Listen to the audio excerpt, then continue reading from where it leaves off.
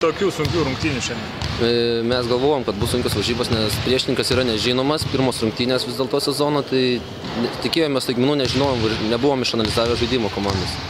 Kaip manai, kas lėmė pergalę šiandien? Lėmė, manau, daugiau mūsų patirtis komandos ir užsivedimas, bei namų sienos, aišku. Sirgaliai buvo nuostabus. Pats atkovojai vos nelemiamą kamuolį šiandien.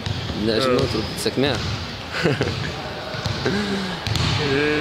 Sakyk, kur buvo tas rungtynių lūžis, kaip tu manai, ar buvo toks? Ta prasme, pergalės?